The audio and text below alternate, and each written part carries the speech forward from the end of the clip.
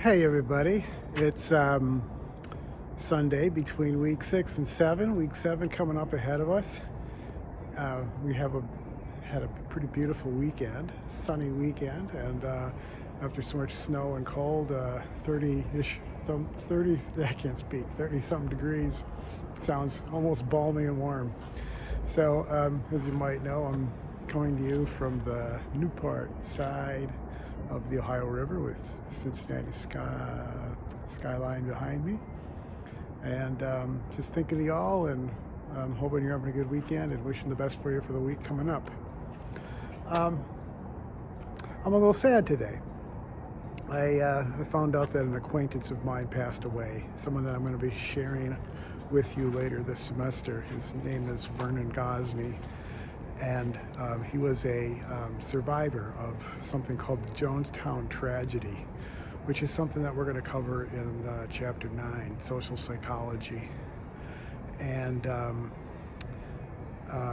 not going to say too much about him right now, but I'm just thinking about this friend who I just learned passed away a few weeks ago after an illness. He had kind of vanished and disappeared in recent weeks and months before that, and I had no idea. So I just found out today about that. So he was a key survivor of this Jonestown tragedy, a member of something called People's Temple, who we're gonna talk about. And for those of you that already know about the Jonestown tragedy, and for those of you that don't know anything about it yet, we'll be talking about this. This was a movement of people following their spiritual leader, Reverend Jim Jones. Many people call this a cult. I don't really care for that word because it doesn't explain anything. And after a number of years of following this man, many of them uprooted their lives entirely and moved down to the jungles of Guyana in South America, where they clear-cut the jungle and built a community. And nearly 1,000 people were living there and eking out a living. And in November of 1978, they all took their lives and murdered their children. And this is a terrible event that we try to understand. I mean, how could people do this?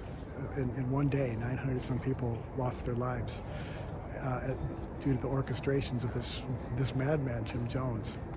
And my friend Vernon was there. He was a key member, a key survivor of this event. He was shot 3 times, point blank, while boarding a plane with U.S. Congressman Leo Ryan, who came down to investigate on the behalf of concerned friends and family.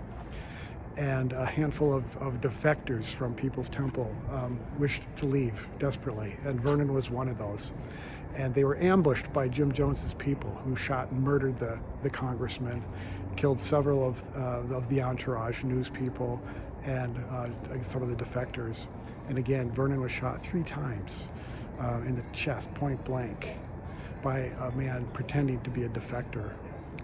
And he survived this somehow. And meanwhile, his 5-year-old son was killed along with about 300 other children back in Jonestown. And again, 900 some people took their lives, or each other's lives, that day. So this is someone that I've met and know in Hawaii. And he graciously came and spoke to students several times. And I've gotten to know him through that. Amazing man. I'll tell you more about him in coming weeks. And so yeah, I'm a lot bit upset to learn about this. He was 67 years old, still living on Maui in Hawaii, and he was apparently ill. Intensely private person. I don't know what he died from. And again, it was just almost 2-3 weeks ago that he died, apparently. So just learned about it this afternoon. So I'm sorry to burden that with you all. Just walking cleared my head and thinking about that, thinking about you all. And again, I'm enjoying the sunshine and blessed to be alive. That was Vernon's word, alive. And I'm trying to remember that today. It was his license plate. It was his email address. He wore a hat that said alive. It was alive was his theme. And I'm keeping that and the spirit of my friend in mind today. So be grateful for what you have, and stay caped up like my friend Vernon was. More about him in the coming weeks. So, all right, have a good week coming up.